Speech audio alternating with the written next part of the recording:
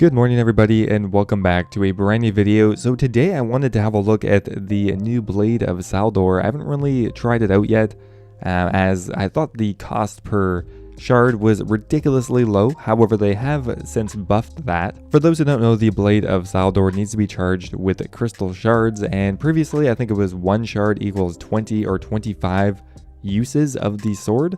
And now it's been buffed up to 100, making it more of a viable weapon to actually use. That being said, I still think the Blade of Saeldor is in a very strange place. Now there's definitely a few issues with this weapon, and it's balanced in a very strange way. First appear, the main issue is that the currency used to charge the weapon cannot be bought on the Grand Exchange. The crystal shards have to be earned, and while there is pretty much a zero-time method to getting them, you are definitely limited by the amount of shards that you can obtain. So the fact that it is equal to the rapier only when charged makes it kind of a lesser option if we're not taking into account the monster's weakness. The rapier is 180 mil versus the Blade of Saeldor is currently 130 mil. Once the blade has crashed down to a lower price point, I think it could then be more viable as a budget rapier. And that leads me into my next point, and that is that the Blade of Saeldor is a slash weapon, and there just aren't that many bosses or training creatures that are specifically weak to slash. So for that reason, it makes a lot more sense to use the rapier when training, as it doesn't actually have a cost per use. So because of that, I think the Blade of Saeldor is in a really weird place right now. However, we're going to go ahead and try it today and see if we can calculate a cost per use, as well as how long you'll be able to train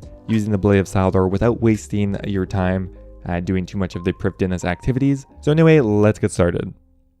Now, in my opinion, there's only really one viable way to obtain crystal shards, and that is by growing crystal acorns into crystal trees. As it is a farming method, it will be almost zero time required out of your day to actually go ahead and get the crystal shards. Otherwise, you need to complete the gauntlet or do other time-intensive activities, which is not really going to make this weapon viable, as you'll be wasting a ton of time doing other activities, which will detract from your training or your GP per hour. So growing crystal trees is really the only option. Now, to calculate the cost per attack, there's a few different ways I went about doing it. The most accurate way would be to calculate how much money you would make by creating a divine super combat potion, as you can directly grind down the shards and convert it into a tradable item and then sell it for a profit, which currently you'd make around 17,500 GP per crystal shard, which means the cost per attack is 175 GP. Now, the other way to calculate it is with the crystal acorn. Now, with Ultra Compost, you are guaranteed, I think, at least 15 crystal shards per tree grown. I am a dum-dum and I was not using Ultra Compost, well, this entire time now, but you should do it. It is affected by Ultra Compost, however, not secateurs or any other farming boost. So if you're guaranteed at least 15 shards per tree growth, and the tree never dies, that would bring the cost per attack down to 56 GP. It's just a different way to look at it. Theoretically, you are making money when you grow the tree, and then you're then spending it on the Blade of Saeldor. But I think for the purpose of this video, the more accurate one is 175 GP. So if you receive 15 crystal shards per tree, you can do 2 runs a day, which means you're going to get 30 crystal shards per day, which equates to 3,000 attacks. So let's go ahead and throw in 30 crystal shards and we'll see what we can get done with it. Alright, so let's go ahead and charge our Blade of Saeldor with 30 crystal shards. That will give us 3,000 attacks. I'm not actually sure how many attacks you can do per hour. I'm guessing around 2 hours this will last us, which really isn't that bad now that I think about it. Now, when charged, the Blade of Saeldor is tied with the rapier, however, it has a slash bonus as opposed to a stab bonus. We're going to go to Nightmare Zone, as again, there aren't that many creatures that are actually weak to slash. There are some, but just for simplicity's sake, we'll go to Nightmare Zone and see what the experience per hour is looking like. So we're at Nightmare Zone here. We're not going to be praying. We definitely could and bring some prayer potions here. Your experience per hour will be about 20% more with the prayers. However, let's see how much we're going to get per hour here with the Blade of Saeldor and how much it costs. Alright guys, we are back and we've been AFKing here for 1 hour.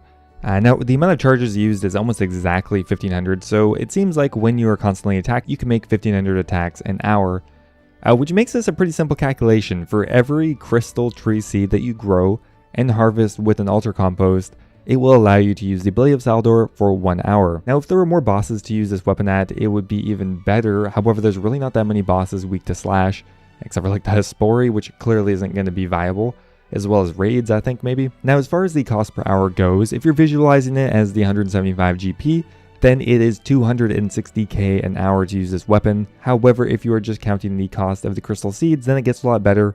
It's around 85k GP an hour to use, which is actually pretty cheap, with a maximum daily limit of around 2 hours. So in the end, I think the Blade of Saeldor is not worth using for this price point. I think maybe if it drops down to maybe 50 mil or even less, then it could actually be a viable alternative to the 150 or 200 mil rapier. But currently the cost is so similar, it's way too expensive of a weapon. It doesn't really have a lot of uses to maximize the slash damage, and that's just my opinion. Anyway guys, hope you enjoyed the video. If you did, don't forget to leave it a like, I would appreciate it, and I will see you next time.